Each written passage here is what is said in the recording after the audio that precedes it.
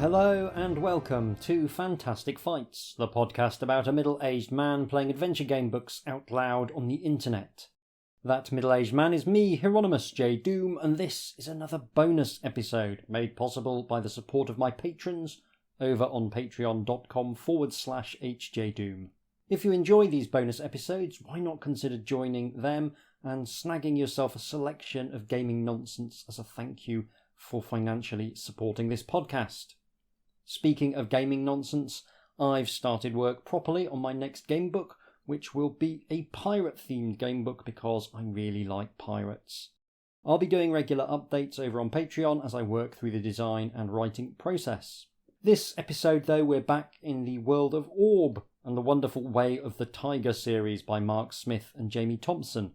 This is book 3 of the main series, Usurper, with glorious cover art showing a winged demon looming over our fearless ninja protagonist.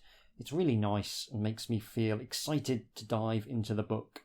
Full colour internal illustrations are by Sebastian Brunet, Mylene Villeneuve, Aude Pfister, Uzun, Leo Hartas, Fabiola Vargas and Mary Nicol. Through this series we've followed Avenger as they undertook a ninja trial in the prequel book before setting out to get revenge on Yaimon, the evil monk who killed our father.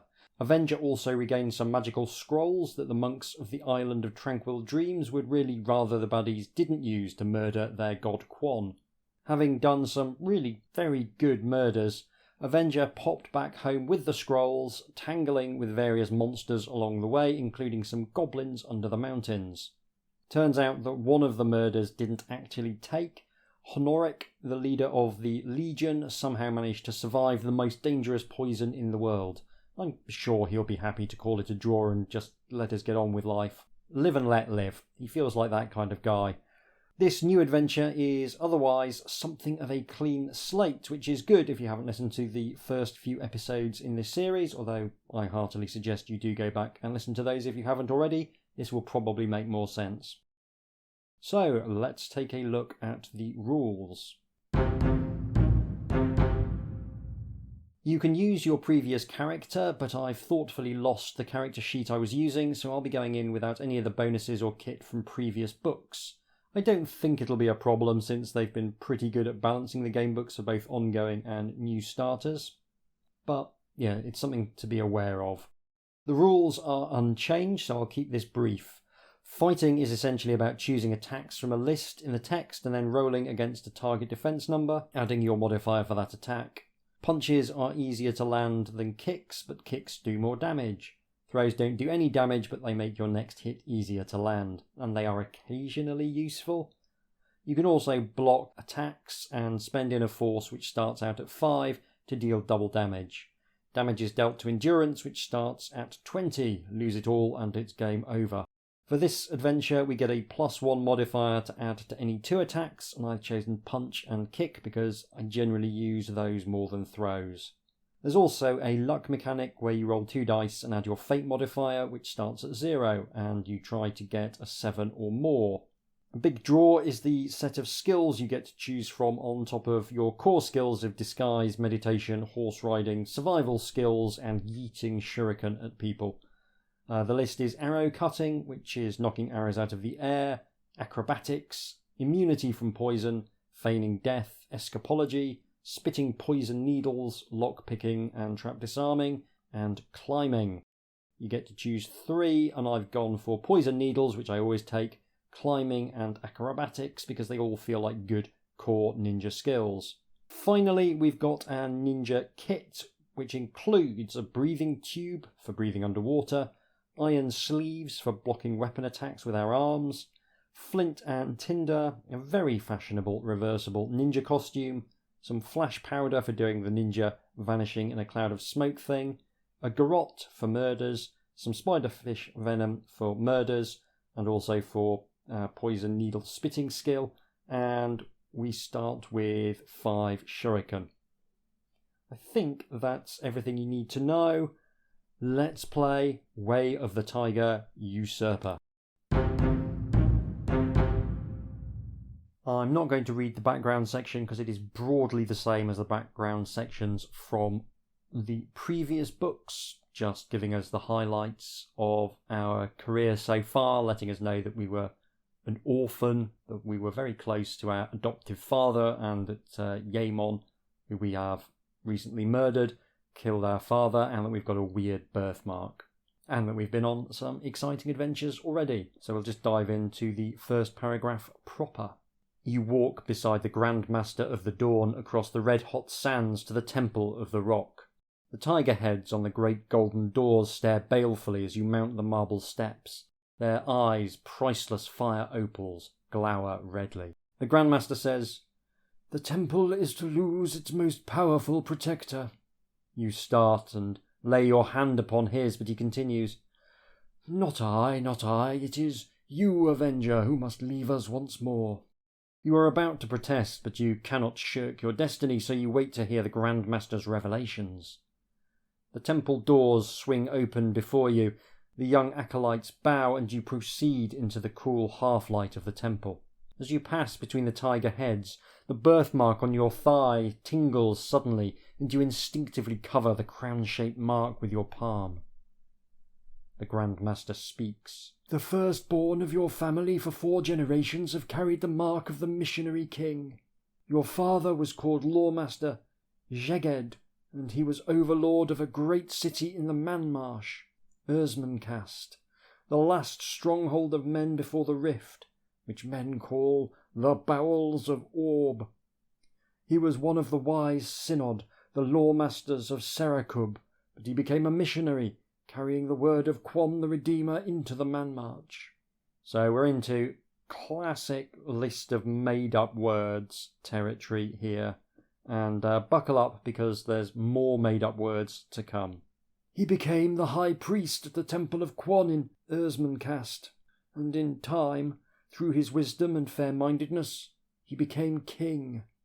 He ruled benignly and well, and was beloved of all, save the reverencers of Nemesis, the supreme principle of evil, and the riff-raff of thieves and cutthroats that gather in any great city. But when the monks of the Scarlet Mantis wished to build a temple to Vile beside the temple of Avatar the One, your father opposed this. He was a great martial arts warrior, but he met his match and died at the hands of Yaemon, Grand Master of Flame.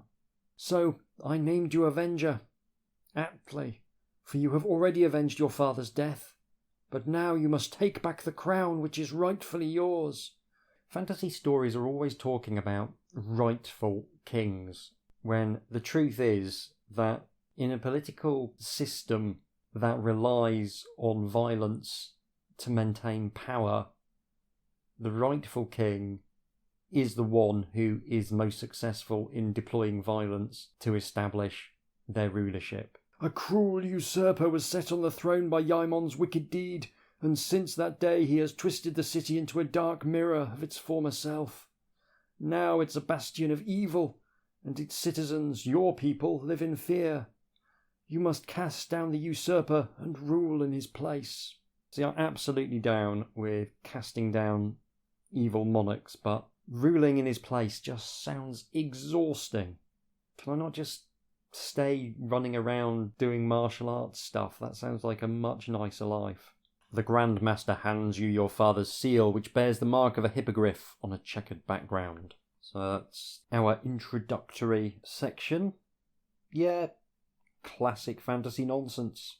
Like I say, I have issues with the whole notion of the rightful king, but it's giving us a mission straight out the gate. It's nice and clear, and it's action-based. We've got to go to a city with a name that's weirdly difficult to pronounce, Ursmancast, and we've got to do a murder, and we're very good at murders. That is our core skill set, murdering. I feel as though maybe if the plan was all along to get us to overthrow this usurper, maybe the monks should probably have enrolled us in a couple of economics classes and given us a working knowledge of the principles of judicial regulation on top of the punching and the kicking and the garrotting. But hey, but I know nothing of ruling men, you protest, which is literally just what I just said. "Nevertheless," says the Grand Master, "you have proven yourself to be powerful, even among the most powerful on Orb, and it is your destiny. If anyone can right the wrongs inflicted by the usurper on the poor people of Erzmancast, it is you. Quan will guide you, and I will teach you what I can. Not of statecraft, your own wisdom must guide you there, but of the way of the tiger. You may learn another of the skills which you have not yet learnt, or I can teach you one of the 2 skills now known only to me, Shinren, the training of the heart, or the martial skills of Yubujutsu, nerve striking. Shinren, the training of the heart, will allow you to hone your instincts so that you may read people like an open book. You will learn the language that the body talks, understanding what a person is thinking by observing their mannerisms and the way they breathe, the roving of their eyes and their stance. You will be able to understand a complicated situation at a glance and act appropriately, see any opening and take any chance that appears. In addition, you will be able to endure heat, cold, wind, rain, hunger, thirst and pain, control of all your feelings, even more than before. Yubijutsu is the most deadly skill known to the monks of Quan bar Koppo Jutsu bone breaking. Yubijutsu is the martial skill of nerve striking. You will learn how to maim and kill with even quite light blows to vital nerve centres. A technique especially useful when beset by many adversaries at once or against a formidable human foe. So, cool choice at the beginning, levelling up right at the start. As a ruler, I see Shinren would be enormously helpful, the ability to know what people are feeling and how they feel towards you. It's astonishingly helpful for a politician. I should definitely take that. I'm not, though. I'm going to take the Yubijutsu because that's proper ninja stuff, and I'm much more invested in being a ninja than I am in being a ruler. Learning one of the other skills would also be handy. Quite fancy feign death or disarming traps and breaking into places. That's a handy skill.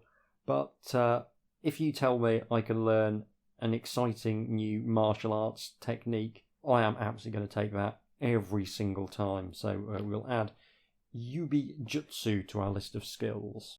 The Grand Master of the Dawn is pleased that you have chosen to learn one of the skills known only to him. You spend many weeks learning the anatomy of a man, the unprotected points where the nerves meet and where an accurate blow can stun or even kill. After much practice, the Grand Master tells you that your prowess outshines even his own. One of my favourite things about the Way of the Tiger series is its commitment to making you feel awesome. It's so good at building you up as a legitimate threat, as a legitimate hero. And much as I love the slightly more grounded approach taken in fighting fantasy, where there's a bit more of an everyman feel to the heroes, I do enjoy being made to feel powerful. That's quite nice. After many weeks, your new training is over, and the Grand Master of the Dawn summons you to the temple. In the meditation room, you let your spirits roam free together, and your mind is wafted away by the ethereal wind. The Grand Master travels with you, and, to your surprise, you see that his ethereal form is that of a smiling young woman, crowned with a halo of burning silver. He leads you onward. You grasp the milk-white, smooth-skinned hand and hold on tightly. For all your training, you would drift helplessly without guidance.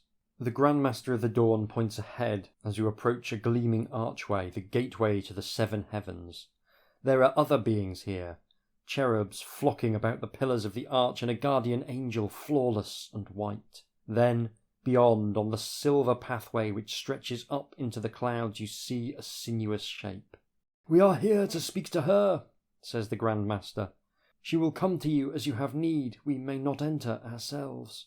The form glides past the guardian angel, and as it approaches you see that it is a perfect tiger, but her fur is white and her eyes are blue. The spirit tiger looks at you and passes on a part of her knowledge. It is a warning. The evil gods are angry, and in your struggle against Usurper, Quan may not help you. You must triumph through your own sagacity and strength of hand. Just as the spirit tiger is turning away, she pauses to look into your eyes again, and you hear her voice in your mind. "Although the great Redeemer will not aid you directly, I am his servant. and I will strive to protect you from the malice of the gods of evil, for they are summoning fell creatures to thwart you." With that she is gone, and you are swept up in an ethereal wind, returning at last to the temple where your mind rejoins your body. So nice balance there, as well as giving us new powers. It's also telling us that the stakes have been raised as well. Great storytelling technique. "You know what must be done," says the Grand Master in his usual form once more. "You must kill the usurper and have yourself proclaimed rightful king of Ursmancast. Evil forces are abroad once more in the Man-March. The time has come for you to seek your new home. We do not expect to greet you on his peaceful island for many a long year." There is no feast to mark your going. You are travelling alone, incognito, so that the usurper will not know to set defences against you. You bid the Grand Master of the Dawn a sorrowful farewell, and a spice trader bears you towards the Island of Plenty once more. "Oh, we've been here before." The journey is uneventful, and you spend most of your time meditating and exercising, preparing yourself for the trials you know will soon be upon you. The spice trader takes you across the sea to the southern edge of the Island of Plenty. At night you use a rowboat to slip to the forested shore. The ship then continues on to the port of Eiga, while you travel to the palace of the Shogun to pay your respects. You plan afterwards to continue east to the port of Lemne and take the ship from there to the mainland of Orb and the Man-March. As you travel northwards through the vast and bountiful fields, you reflect on how peaceful the land has become since your last visit. The Shogun of the Island of Plenty, Kiyamo, has obviously been hard at work since you last stayed with him. A few days later you reach the palace of the Shogun, which lies in a shallow valley between two peaks. Kiyamo is an old friend, and he may be of service to you in your quest. You tell the gate guards, two samurai warriors in red lacquered armour, that you are a avenger from the Island of Tranquil Dreams and you wish to see the Shogun. Presently you are led into the long chamber of polished wood. Armed samurai line the walls.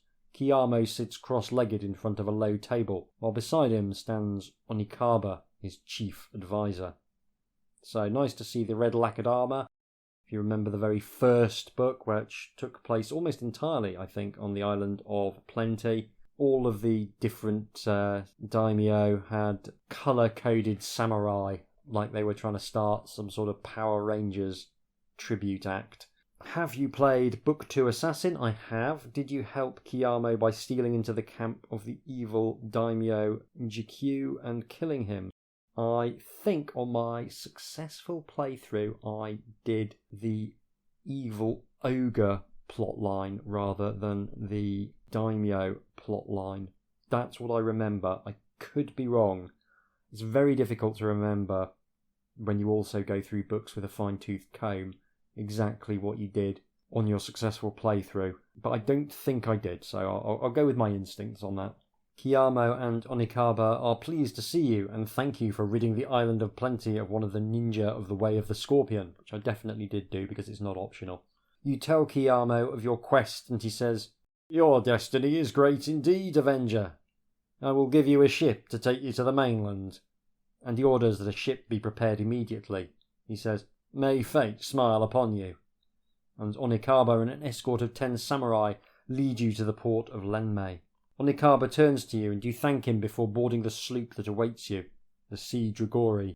The captain asks you where you wish to be taken.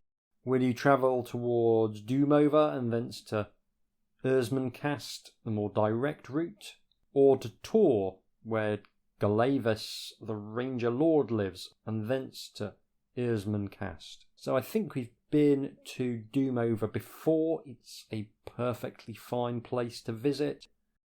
Nothing very exciting there, but Glavis, the Ranger Lord, we've met him before. He was enormously helpful.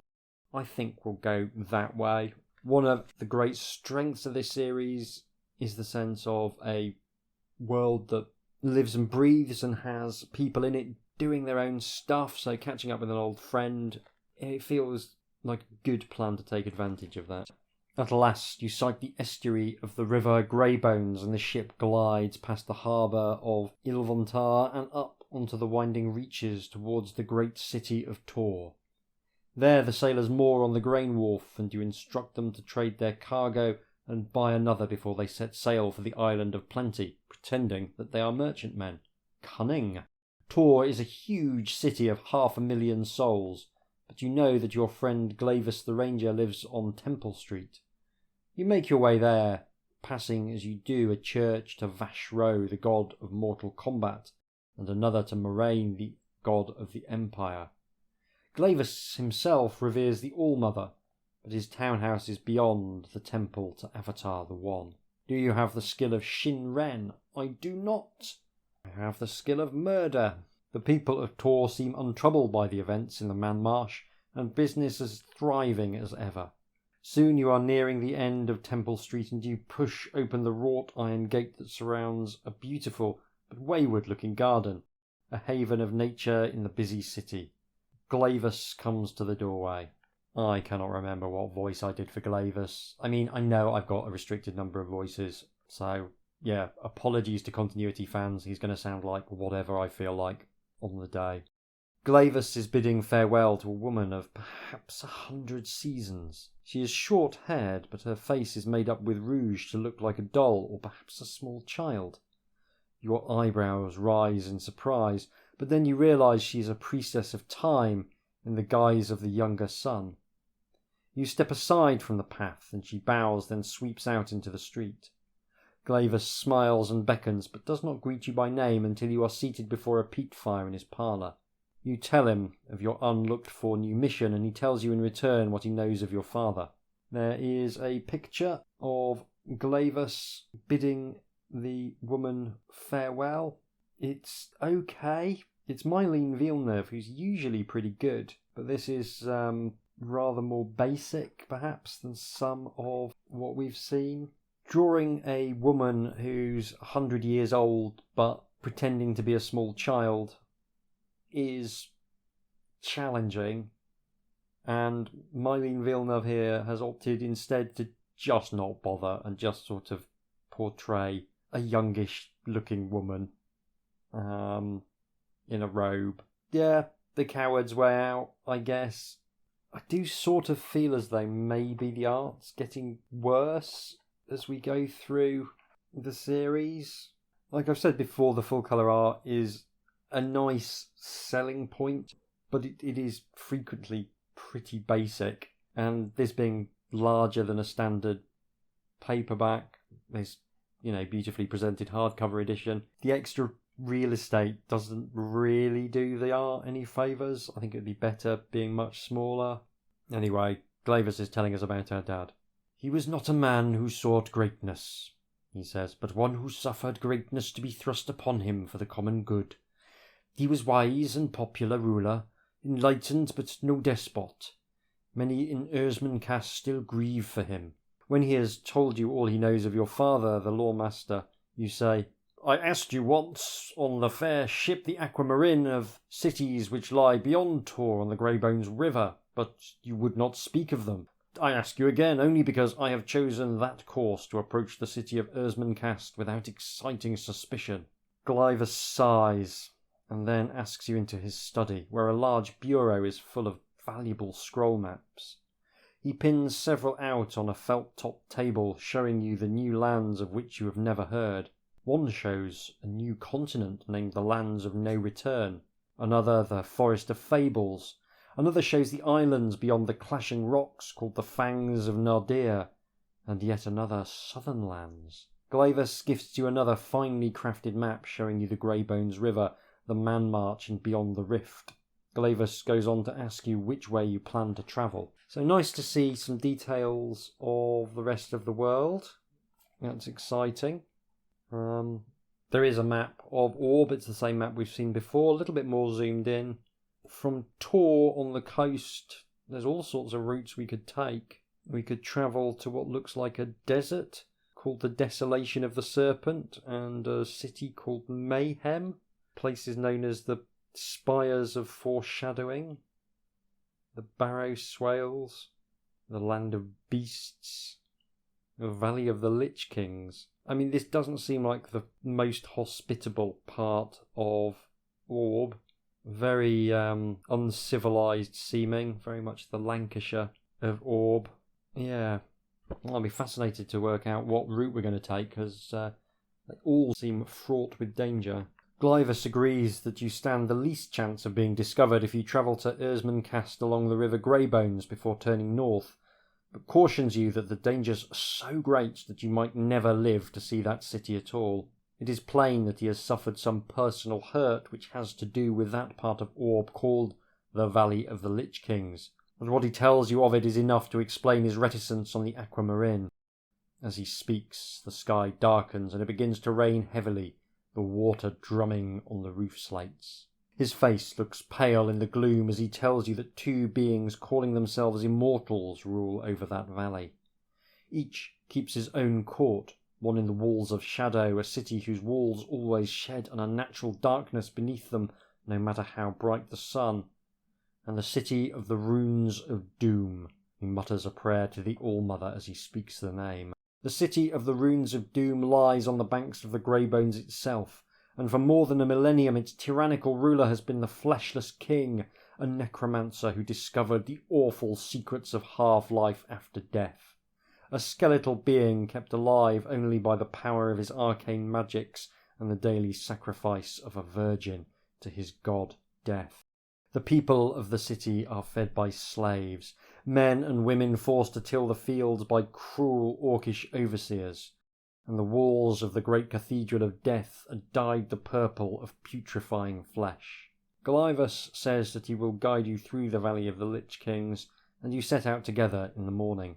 This does sound like genuinely a terribly dangerous route to take, but still better than taking the National Express.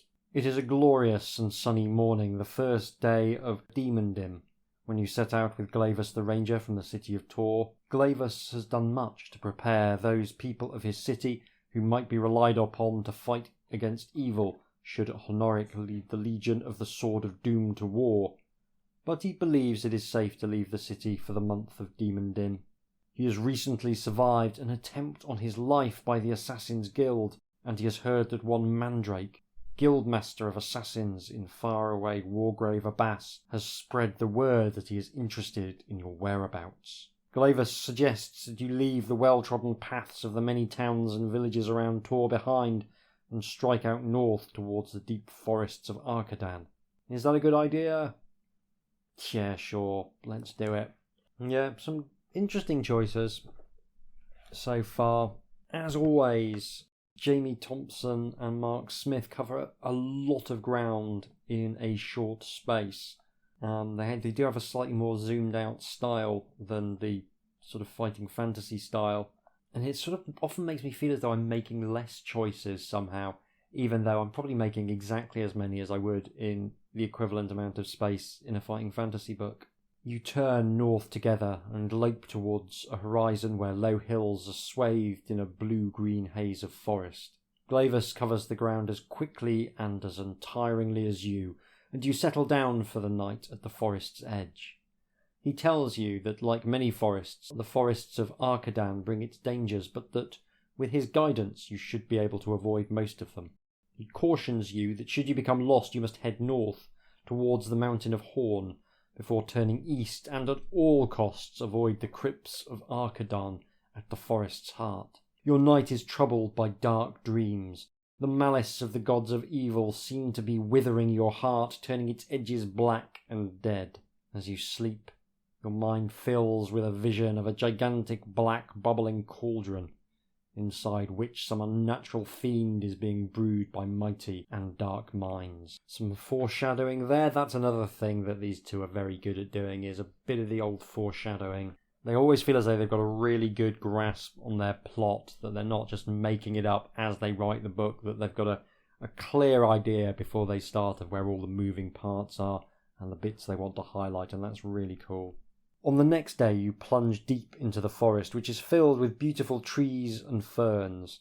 Majestic elms canopy the brown-leaved ground, dappled in sunshine. A leopard, unseen at first by you, but not by Glivus, stares down from the crooked limb of a pine tree. Love a leopard. Love a leopard. Soon the ground becomes moist and mossy. and the leaf carpet gives way to marsh marigolds and spider grass. Despite the beauty of your surroundings, a feeling of grim foreboding oppresses you. Glivus shouts a sudden warning and you look round, but the danger is from above. Another leopard lands on top of you, biting and raking with its claws. Lose 4 endurance. Endurance now 16. You fall to the ground and then leap up again as the leopard is on you. Glivus is bounding towards you. Will you try and block as the leopard springs or meet it with an iron fist punch? Well, much as I love a leopard, blocking is very much the coward's way to deal with a charging leopard. I think a punch on the snoot is going to give this feline assailant pause for thought. The speed of the leopard takes you quite by surprise, far faster than a man. As it springs at your throat, you lash out quickly with your fist. Its defence against the iron fist punch is 7, so 2d6 plus 1 for my punch modifier against the target number of 7. I roll a 6. You strike too late, and once again find yourself thrown to the ground. There is an agonising pain in your neck as the leopard tears at your jugular vein. Blood gushes, then the leopard rolls over Glivus's sword in its back. You lose 9 endurance. Endurance now 7. If you still live, then Glivus speaks a word of healing which staunches the gushing of hot blood. He seems saddened by the death of the leopard, almost as if it were a bad omen. But he tells you where to watch for them lurking in the trees as you walk on. Maybe doing that before I got really badly mauled would have been a good idea. Just saying. So, it's a trademark brilliant start from H.J. Doom, as we are very nearly mauled to death by a fairly large cat. Glivus leads you on through the silent forest. The trees crowd in and you are walking uphill through a deep green gloom of straight pine trees. At last, the ranger brings you out to a leaf-littered clearing where you stop to rest. There are signs that some man-like being has lived in the clearing. You point them out and Glivus says, "The forest sprites. They are mischief makers and sometimes worse, but I had hoped they might help us. They are in my debt." "I haven't seen any sign of them before," you say, and Glivus replies, "They are avoiding us, but take care of your belongings." As the gloom deepens, the sense of dread that invaded your sleep yesternight descends again. When it is your turn to sleep, your slumber is fitful, and the dreams return to haunt you. You see huge, threatening figures. One, hawk-faced, is more than 100 feet tall. It is standing in Dis, the iron city of the underworld. Before it, something is being created in a gigantic black bubbling cauldron. You see a loathsome winged fiend, like a son of Nil, shimmering in the steam. Then the dream changes. A great white leopard stalks towards you, and you realise that it is not a leopard, but the blue-eyed spirit tiger that serves your god Quan the Redeemer. She seems to be saying that when the malice of the gods of evil bears black fruit, you must seek her on the spirit plains, where you wandered with the Grand Master of the Dawn. When you awake, Glivus is preparing a breakfast of nuts and roots, and as soon as you have eaten, you set off again. So more quality foreshadowing. It does have to be said that the early part of this book is not the most interactive. I'm really enjoying it. It's nicely written, but from the perspective of showing off the range of choices available in the book, it's not doing great. It's continuing to not do great because this is yet another paragraph that's going to punt us straight on at the end. On the next day, your progress becomes slower as you wind your way over a series of forested gullies, telling Glivus of your dreams as you go. He says that he is unable to reach the spirit planes, but he gives you a piece of mandrake root, like a little misshapen man, and says that if you wish to reach the spirit plane, eating the root will help to prepare your mind for the journey.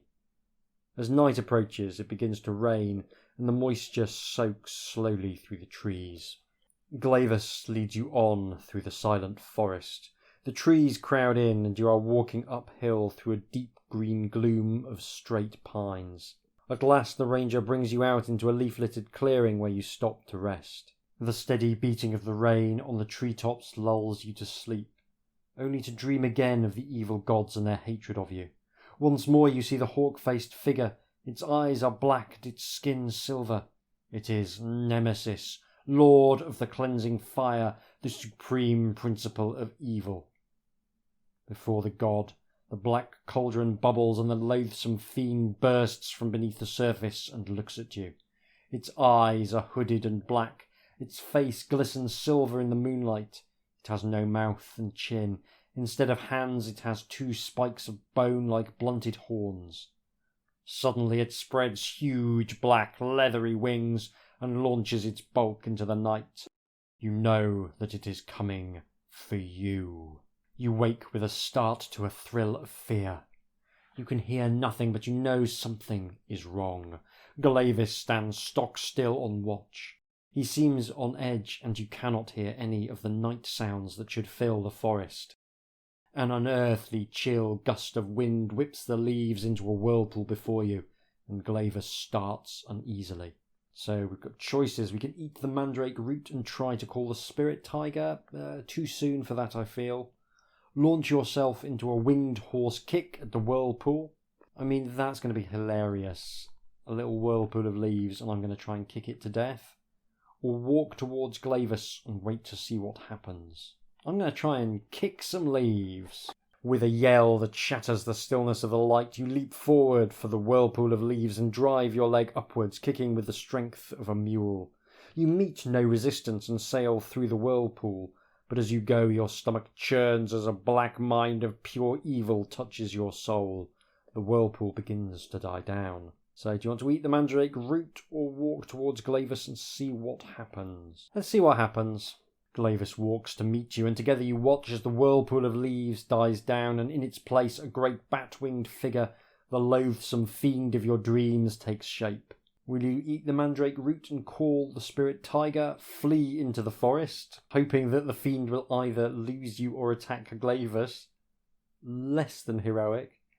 Or move in to attack with Glavis, whose sword is ready. I think, hilarious as it would be to just book it and hope for the best, I'm going to go for the mandrake root. There is the slight possibility that this ends with me high on drugs and just wandering about smiling while Glavis has to fight a fiend all on his Todd. But it feels like this is mandrake worthy. As you put the mandrake root into your mouth, the fiend becomes real flesh and blood before you, and lets forth a great banshee wail that torments your ears. Ay, it goes.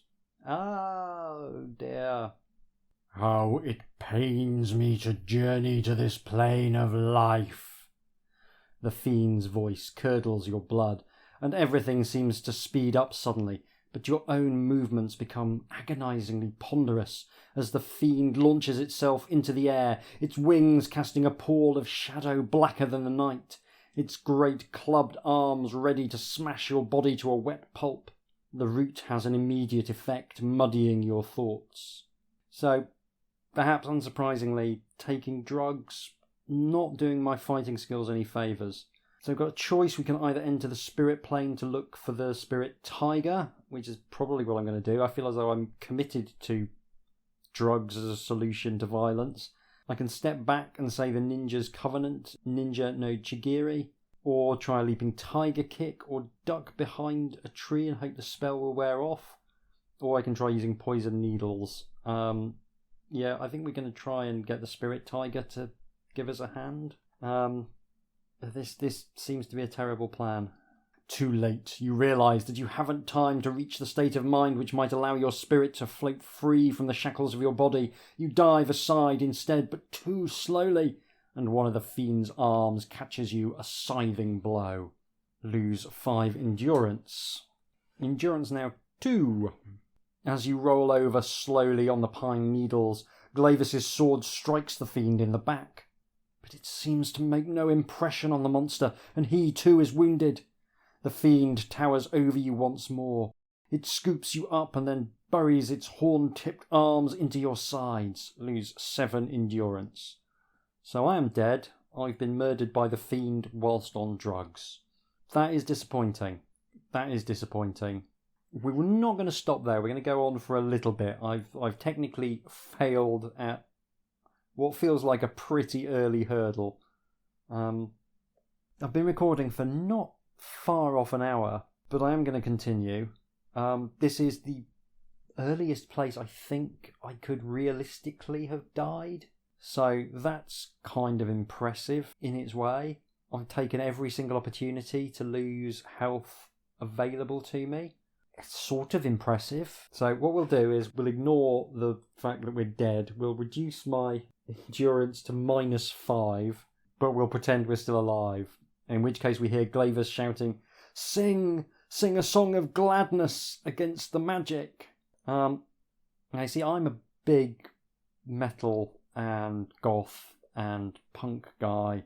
I don't really know any songs of gladness. I guess the closest I might get is the Ramones' Blitzkrieg Bop. I could sing the Blitzkrieg Bop at the Demon. It has the advantage that it doesn't take very long to sing, although probably longer if you're on drugs. I mean, Dee Dee Ramone, the bassist, was on heroin for the entirety of the Ramones' career, as far as I can tell, and he still managed to play bass really quickly. You do not feel like singing a song of happiness held by the grisly fiend 6 feet off the ground, but Glavis starts to sing a merry jig, and you manage to follow suit. I'm choosing to believe that that is Blitzkrieg Bop.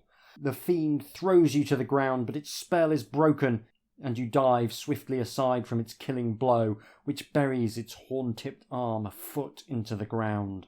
Glavis' sword is at the ready. Will you attack the fiend with him, or flee, leaving the ranger to fight it out? I will attack the fiend with him. Yeah, friend in need and all that. Glavis' sword buries itself into one of its wings, while you drive a leaping tiger kick at its face. There is a faint noise, like the death knell of the great bell in the iron city of Dis, deep in the underworld. Note that you have heard a death knell. Oh, that's exciting. Things seem to speed up all around, and for a moment your own movements become agonizingly slow. Then it passes, and you duck beneath a scything of the fiend's horn-tipped arm. To your dismay, neither your kick nor the ranger's sword seem to have even marked the fiend's skin. Glavis calls, "There is nothing we can do to harm it. It cannot stay too long on this plane, though. Follow me." And with that he begins to run. Will you follow or stay to fight? I will follow. Glavis leads you into a part of the forest where the trees glow close together, and your excellent night vision is tested to the limit. The fiend's wings cannot help it here. There is no room for them to be spread, but you can hear its banshee howl above the trees. "Ah," it goes. It is somehow tracking you, and the howl curdles your blood. You begin to feel hot. Sweat breaks out all over you. It is the fiend's magic. Glavis says, "I'm burning. Now is the time to ask for the spirit tiger's aid." Have you already eaten the mandrake root? I have already eaten the mandrake root. You tell Glavis that you cannot reach the spirit plane, and you must save yourselves without the spirit tiger's help. You can hear the fiend settling on the trees above you, and your body feels as if it is about to burst into flame. Lose 4 endurance. Endurance now -9. Wonder if I can get to -20. If you are still alive, I mean I'm not, Glavis whispers, "Follow me. All we can do is try to reach water." You stagger on, your flesh burning as Glavis leads you with unerring skill through the deep forest night. As you curve downhill and the ground becomes springy and damp underfoot, there is another blood-curdling howl. "Ah!" And the temperature within you rises still further. Has a leopard been killed in the forest of Arcadan? Yes, it has. Glavis runs on, seeing his way through the close-set trees with owl eyes and weaving like an antelope. You follow just as quickly until at last a deep black pool appears in the lee of a small cliff. Without hesitation he dives in, and you follow. There is a hissing of steam as you meet the icy water, but the pain and the throbbing heat die away. There are no trees to cover you here, though, and the fiend swoops down on you with a scream of delight and soul-lust. "Way!" it goes. You swim for the muddy bank, but slip in the ooze, and the fiend from the pit crushes you in a horned embrace. all goes dark around you. Then the terrible ringing of the great bell of Dis, the iron city of the underworld, reverberates around your skull. All around you is cold iron. You have been carried away to hell, where you will suffer eternal torment. So I guess we will have to finish there. I say this a lot, but even by my standards, that was an atrocious playthrough.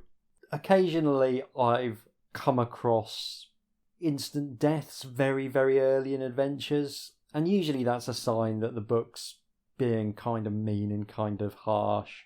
But on this occasion, I've just absolutely flamingoed it up. Just a series of absolutely terrible decisions. Book does a really good job of leading you in gradually before it throws its first proper challenge at you.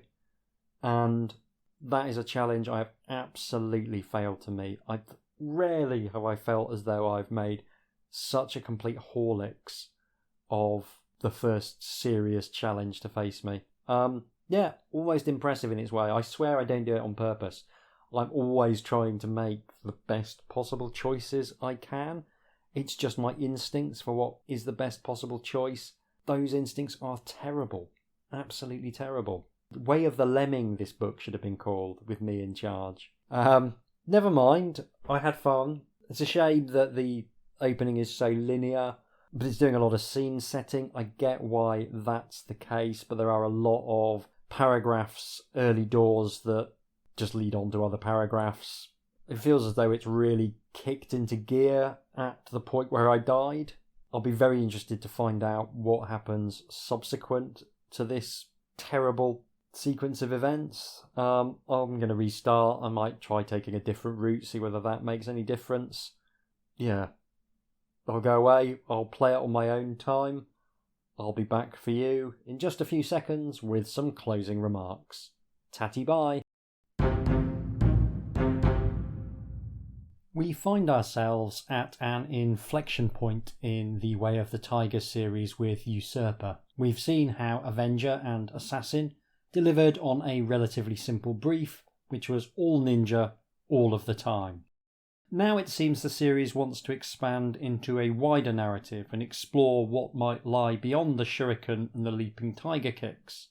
Usurper starts what might be considered a new phase of the narrative as our hero embarks on another journey, but this time with a much more long-term goal in mind. From humble orphan to ruler of a city is something of a classic rags to riches narrative.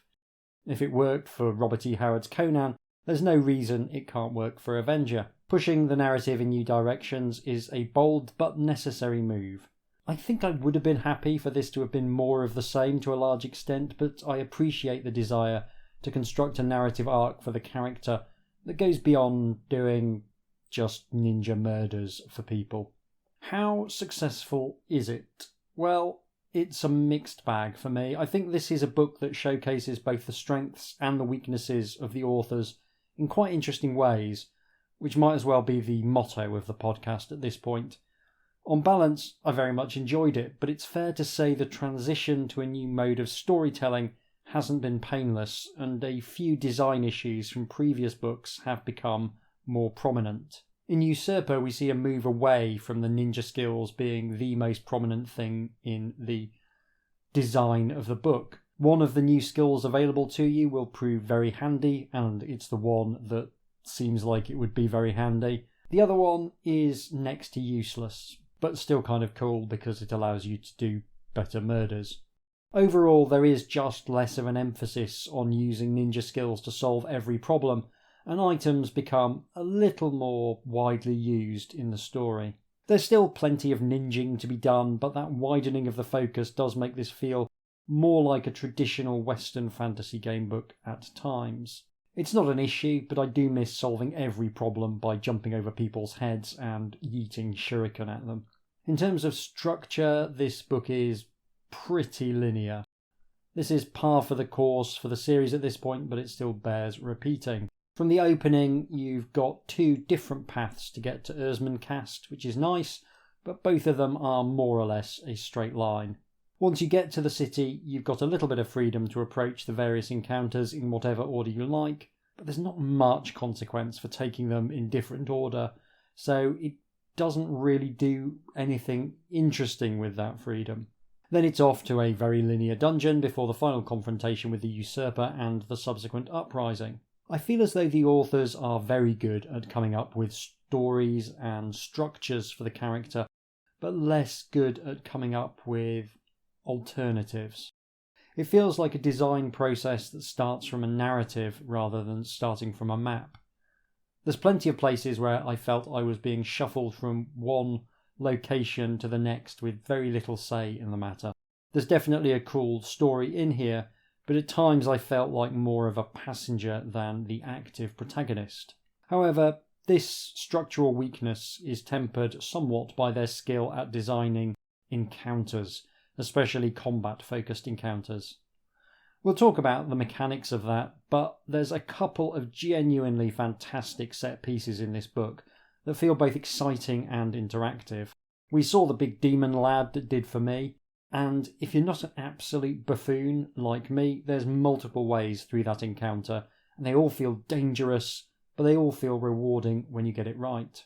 If you take the alternative route past Doomover, heading sort of further north, there's a couple of absolute gems on the way to Erzmancast.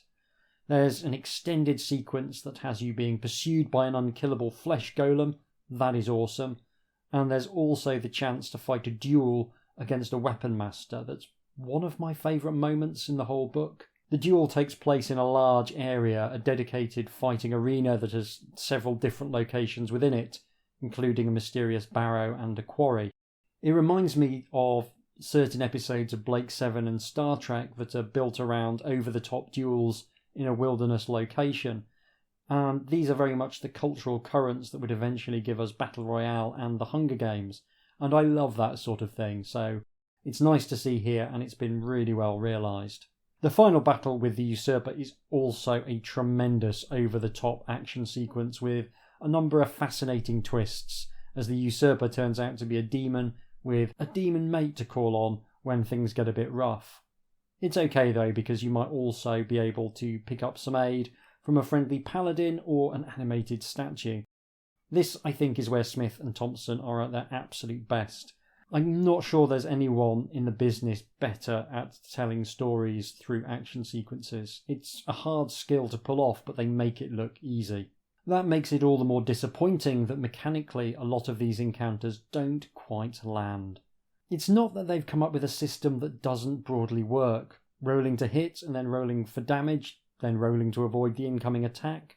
That works fine on paper, and the novelty of being able to choose different attacks when you're faced with an opponent, that still feels nice. The problem is more one of balance. It's just far too easy to die to the dice. Even fights you win will likely take a big chunk out of your health, which makes dying in the next fight all the more likely. There aren't that many chances to heal in the book either, which means that I found myself dreading fights because I knew there was such a high chance of perishing. Making people dread some of the best bits of your book, that's something that's less than ideal. Part of it is the age-old problem of balancing fights around different stats. A character who has played the previous books will have significantly better fighting skills than a new character, and it feels like they've pitched it to make it feel like a challenge for the established character, which makes it feel unbelievably brutal if you haven't maxed out your stats. The final fight, in particular, is almost impossible on full health, never mind if you've managed to lose some on the way in, which, statistically speaking, you will have done. There's a few items that will mitigate the incoming damage, but it's still not enough to make succeeding feel at all likely. You can always cheat the dice, of course, and you'll probably have to, but that does take some of the fun out of the finale. I think the biggest issue with the combat system is the variability of the damage outcomes. Sometimes 20 endurance feels like a lot of health, but often it feels like not enough, because even the weakest opponents can do more than a quarter of your total life with one lucky hit. If the enemy deals 2 dice damage rather than the standard 1, that's a damage range of 10 to 60% of your total life on a successful hit, and it comes in at an average of more than a third. If something in Fighting Fantasy was capable of dealing 12 stamina on a successful hit, that would feel enormously dangerous, even if you were dealing 1d6 plus 2 damage in return. And there's multiple monsters in Way of the Tiger that are dealing north of 2 dice damage. There's just too much variance in the fights to ever feel entirely fair, and honestly, even if you take the average outcomes of fights, a few back-of-the-fag packet calculations suggest you aren't getting out of this one alive. I think there's a lesson in this, which is to be very careful about variable damage, because even if you balance around the mean, 50% of the time the player will be taking more damage than that on a playthrough, and you can end up with a situation where just one bad roll can make it impossible to succeed, even if the spread of outcomes regresses back to the mean thereafter. I wouldn't say steer clear of variable damage entirely, sometimes you want that impact that a really random outcome creates, but maybe don't bake it right into the heart of your system, because when it's presented like this, honestly, it does kinda suck. I've spoken in previous Way of the Tiger episodes about how the decision-making element of the combat encounter design is great, but then butts up hard against a core system that falls right into the genre of taking it in turns to kick each other in the shins until someone dies. And you end up with a system that kind of goes, congratulations, you chose the best attack, now do it 5 times until this orc keels over. Somehow they've managed to make it simultaneously better and worse with this instalment, with choosing attacks feeling more impactful, but the additional damage coming your way just creating so much more variability. Also, when you look at adding dice for damage, the jump from 1d6 to 2d6 for damage is enormous. That is doubling the damage. And as I said earlier, it just vastly increases the range of damage that you can take. I think for me there's a couple of ways you could fix it. One is to use flat damage to constrain the variability to just the attack rolls, which is what Fighting Fantasy does, and Fighting Fantasy creates a more attritional type of combat where you whittle your opponent down. That would still leave you with the problem that fights would devolve into shin kicking, but it would at least be more balanced shin kicking. The other option is to get rid of hit rolls entirely and simply have different attack choices lead to different damage rolls for both the attacker and the defender. You still get some randomness in the damage, but without the additional layer of randomness from the attack rolls, that's constrained, and you can provide a more optimal path through each fight. And it allows you to do fun things like have one of the available attacks deal huge damage, but leave you open for huge damage, meaning that you want to use it as your finisher in the fight, when hopefully you won't have to deal with that enormous incoming damage.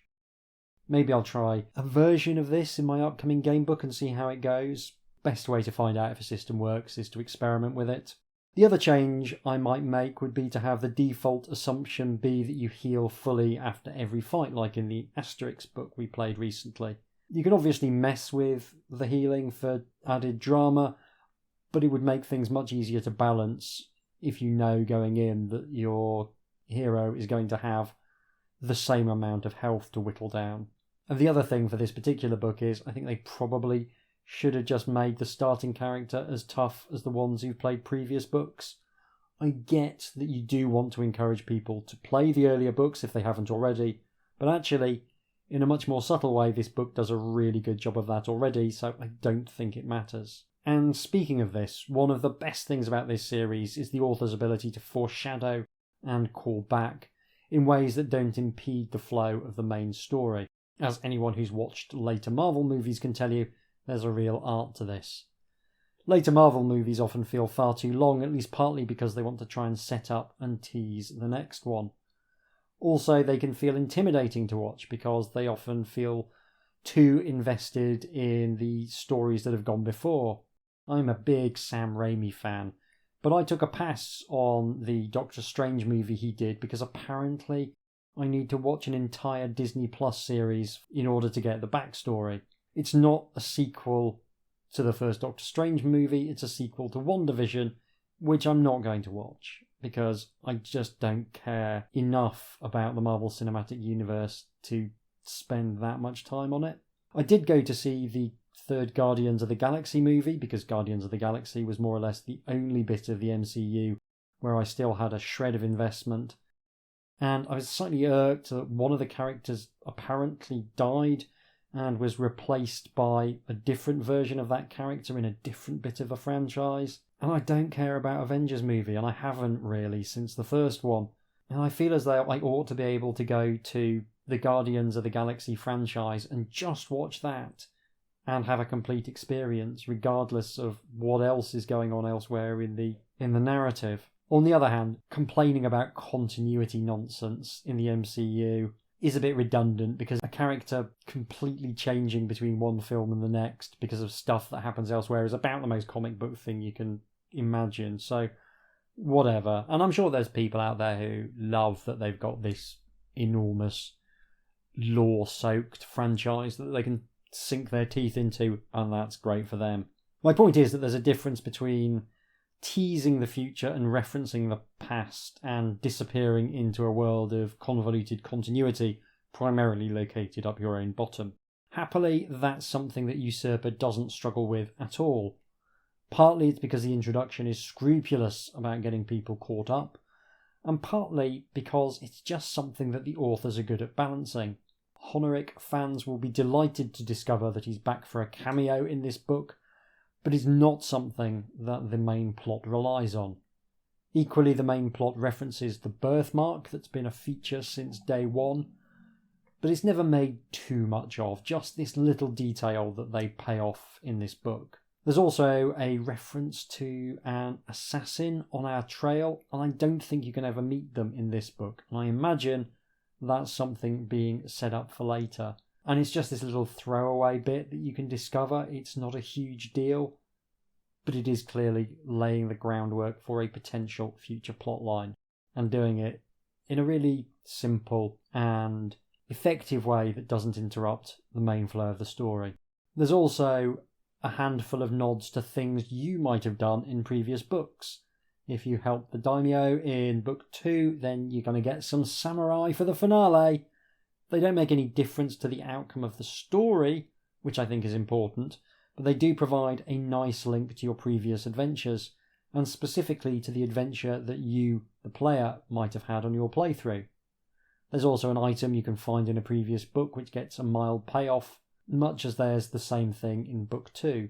Again, it doesn't change the story at all, but it does encourage the reader to go back and play the earlier books if they haven't already.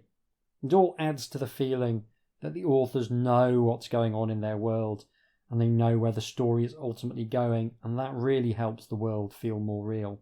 Orb is already one of the more well-rounded worlds in game books, thanks to its origins in a role-playing campaign before the game books were even written, and that continues here. There's some cool lore drops about locations on the route to Ursmancast, though I will say it would have been cooler to go to those places, rather than just hear how mysterious and dangerous they are, and then just sort of skirt round the suburbs.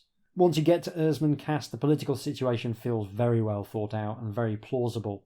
You've got the focus on religion in Orb, which is something I've already highlighted in previous episodes, and that continues here with different faiths having different perspectives on the usurper's rule. Role-playing as a broadly secular activity understandably doesn't give faith the prominence it had in pre-modern societies, the pre-modern societies that very much inspired its worlds, but as a man of faith with a background in history, I do like seeing it represented here as fundamental to the social structures of Orb. Not because I think RPGs and gamebooks should be more concerned with faith particularly, but because it's something that makes Orb feel that little bit different from generic fantasy world A or B. And the last thing relatedly I want to highlight is the way that Usurper makes it clear that killing the bad guy is only one small part of dealing with the problem of his reign. It's not just him that's the problem, it's also the people who are benefiting from the status quo he has set up, and you need to deal with them as well. You can't just rock up here, do an assassination and leave and have it all be fine. You're going to have to put together a coalition of people with power to take back control. Cutting the head off the snake will change nothing, and that feels very historically plausible. Bad rulers put other bad people in positions of power, and when the bad person dies, the remaining bad people will usually find a replacement from amongst their number who is just as bad. Often that selection process involves a spot of the old civil war, which is the go-to means of settling succession issues if there isn't an obvious single successor. The need to form alliances with interest groups in Ursmancast means that as soon as your rule starts, you're going to be on the hook with at least 2 groups who gave a lot to help you into power, and you're going to be needing to manage a further 2 groups who were neutral, but whose intervention could have been decisive if they'd sided with the old order. That potentially sets up something fascinating for the next book, in which I assume you're going to be doing some serious actual ruling. I really hope they're able to develop this because it's a real highlight for me of the whole book. I'm kind of hoping that the poor, having bled for their freedom in the revolution, start investigating the construction of guillotines and models of non-hierarchical government when the next book starts. I mean, they won't, but I can dream. Anyway, that's Usurper. I enjoyed it. It's well worth a look. It's also another lovely object in this edition, although once again, the quality of the artwork is maybe lower than the production values would try to suggest. It's a lot of fun, and it makes me really excited to see where they're going to push the narrative next, honestly. That is all for this episode. Join me in a couple of weeks for the next fighting fantasy book, Island of the Undead. If you want to get in touch with me in the meantime, you can email me at hjdoomretrofun, all one word, @gmail.com, or follow me on Blue Sky. Thank you very much for listening, take care, and I'll see you soon.